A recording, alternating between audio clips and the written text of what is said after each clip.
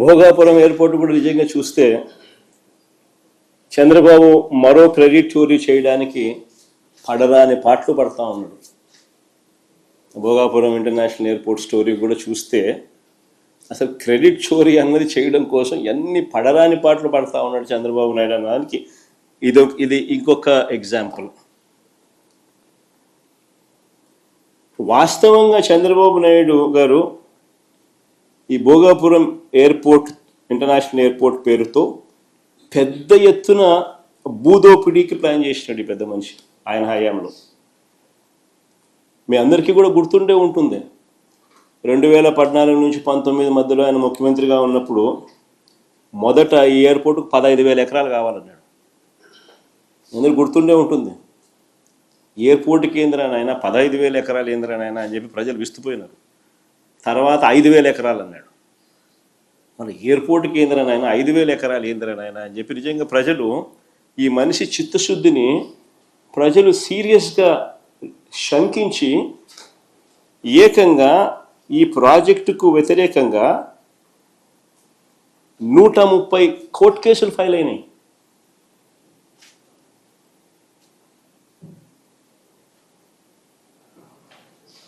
Project take off కాల. తర్వాత మేము అధికారంలోకి వచ్చిన తర్వాత ప్రాజెక్ట్ సైజును 2,200 ఎకరాలు ఎయిర్పోర్టుకు, ఇంకొక 500 ఎకరాలు ఏరో సిటీకి, మొత్తం 2,703 ఎకరాలకు కుదించి what is reasonable, what is the size. నెట్లోకి వెళ్ళి ఆల్ ది ఇంటర్నేషనల్ ఎయిర్పోర్ట్స్ ఏ సైజుల్లో ఉన్నాయని ఒకసారి బటన్ నొక్కినారనుకో 2,700 ఎకరాలు అనేది బ్రహ్మాండమైన సైజు కింద కనిపిస్తుంది, ఒక చంద్రబాబు నాయుడు స్కాములు చేసే కార్యక్రమం తప్ప. మేము ఏరో సిటీకి ఒక 500 ఎకరాలు, 2,200 ఎకరాలు ఎయిర్పోర్టుకు కుదించి అడుగులు వేగంగా ముందుకు వేయగలిగాం. ప్రతి రైతుకు కాన్ఫిడెన్స్ ఇవ్వగలిగినాం. మొత్తం 130 కేసులు కోర్టులో ఉన్నటి సాల్వ్ చేయగలిగినాం. సాల్వ్ చేసి భూసేకరణ పూర్తి చేసి 3 గ్రామాలలో సుమారు 400 కుటుంబాలను తరలించి దాదాపుగా 960 కోట్ల రూపాయలు ఖర్చు చేసి ల్యాండ్ అక్విజిషన్ పూర్తి చేసినాం. 960 కోట్ల రూపాయలు ఖర్చు చేసినాం. టైం పెట్టినాం, ఎనర్జీ పెట్టినాం, కోర్టు కేసులు సాల్వ్ చేసినాం. 3 గ్రామాలలో 400 కుటుంబాలను తరలించి వాళ్ళకి కాలనీ కట్టినాం.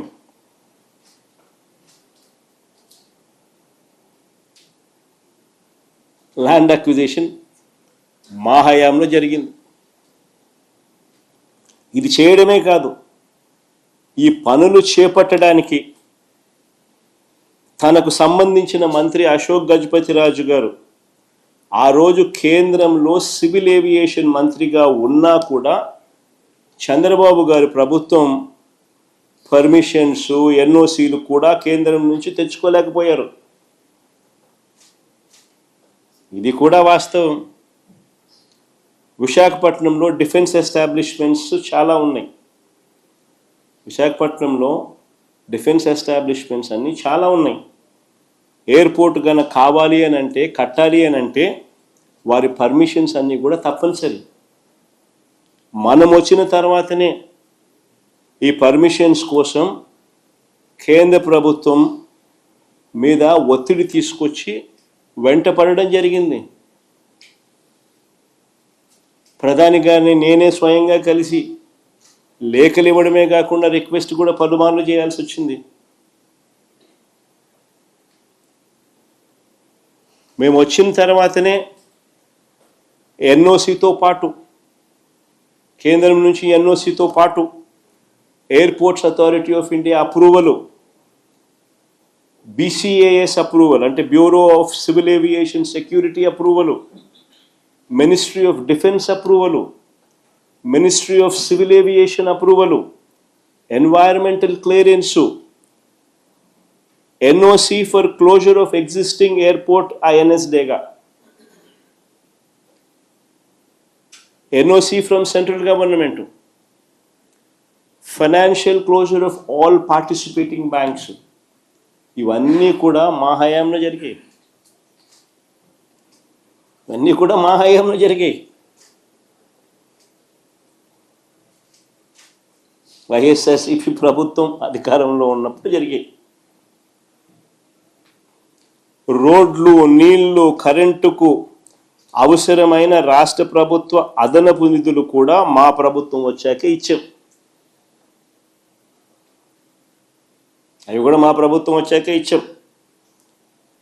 చివరికి కోవిడ్ లాంటి కష్టాలు ఎన్నున్నా కూడా అన్నీ దాటుకుని ఫోకస్ పెట్టాం కాబట్టి ఈ ప్రాజెక్టు 2023 మే 3వ తారీఖున ముఖ్యమంత్రి హోదాలో నేను శంకుస్థాపన చేశాను. ఆ రోజు మీటింగ్లో చెప్పిన 2026లో మొదటి ఫ్లైట్ ఇక్కడి నుంచి టేక్ ఆఫ్ అవుతుంది అని చెప్పి.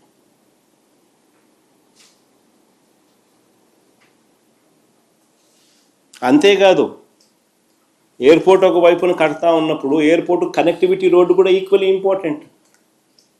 దాని గురించి కూడా అప్పట్లో మేము ఆలోచన చేసినాం. సిటీ నుంచి ఎయిర్పోర్టుకు 55 కిలోమీటర్లు కనెక్టివిటీ రోడ్డు, 77 మీటర్ల వెడల్పుతో 6 లేన్ రోడ్డు మా హయాంలోనే. అది ప్లే చేయండి ఒకసారి, గడ్కరీ గారిని ఒకసారి పిలిపించి ఆయన ఏమన్నాడు ఒకసారి వినండి. From the Chief Minister, మొదటి నుంచి పెట్టు. that is the making of 6 lane Vizag Port Highway మొదటి నుంచి పెట్టు. and NS16 near Bhogapuram. The important demand from the Chief Minister is with me. That is the making of 6 lane Vizag Port Highway and NS16 near Bhogapuram.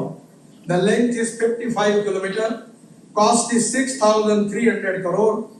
And state is going to contribute for land and giving me some concession. I already request the Chief Minister and the Chief Secretary. They have given me the letter and also 157 acre of land for multimodal logistic park they are giving. From my ministry, I am sanctioned this important project, which is very important for Andhra Pradesh and dream project of Honorable Chief Minister. Many times he requests me about this proposal. Today I am happy that we are sanctioning this project. Connectivity road కూడా కేంద్ర మంత్రి గారిని పిలిపించి ఆయనతో sanction చేయించి ఆ ప్రాజెక్టును కూడా ఆయనే ముఖ్యమంత్రి గారి డ్రీమ్ ప్రాజెక్ట్ అని చెబుతూ అనౌన్స్మెంట్ చేసిన దాఖలాలు. ఆశ్చర్యం ఏందనంటే, క్రెడిట్ తీసుకోవాలని ఇంత తాపత్రయపడతా ఉన్న వీళ్ళు అసలు ఆ ప్రాజెక్టులో ఆ రోడ్డు దాని తర్వాత అడుగులు ముందుకేలా మన ప్రభుత్వం పోయిన తర్వాత ఈ 2 ఏళ్లలో వీళ్ళు వచ్చిన తర్వాత దాన్ని పర్సూ చేసుకొని అదేదో ఆ ఎయిర్పోర్ట్ అయ్యే టయానికి ఈ రోడ్డు కూడా కంప్లీట్ కావాలన్న మినిమం ధ్యాస కూడా వీళ్ళకి లేదు. ఈరోజు ఎయిర్పోర్ట్ కంప్లీట్ అవుతుంది, నెలలో బహుశా ఫ్లైట్స్ కూడా టేక్ ఆఫ్ అవుతాయి. పరిస్థితి చూస్తే రోడ్డు కనెక్టివిటీ కుంటు రోడ్డే. ఇప్పటికి అయిపోయి ఉండాలి మామూలుగా అయితే. ఆ స్టేజ్ నుంచి 2 సంవత్సరాల టైం ఉన్నది చంద్రబాబు నాయుడుకు. ఈ ప్రాజెక్టు ఒకవైపున చకచకా పనులు జరుగుతూ ఉన్నాయి, ఓ పక్క రోడ్డు మీద కూడా ధ్యాస పెట్టిందంటే ఇది అయిపోయే లోపల అది కూడా అయిపోయి ఉంటుంది. కనీసం ఆ పని కూడా పరిస్థితి కూడా చేయలే. కానీ చంద్రబాబు నాయుడు గారు ఏమంటాడు, క్రెడిట్ చోరీ. తాను తన సివిల్ ఏవియేషన్ మినిస్టరు వీళ్ళ వల్లనే వచ్చింది అన్నట్టుగా బిల్డప్. అది వీళ్ళు ఏం చేసినారు?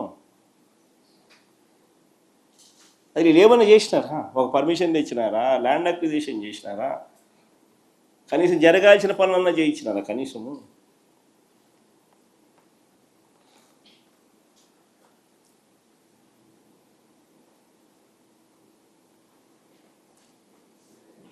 చంద్రబాబు నాయుడు గారి మనస్తత్వం ఎలా ఉంటుందనంటే క్రెడిట్ వితౌట్ కాంట్రిబ్యూషన్.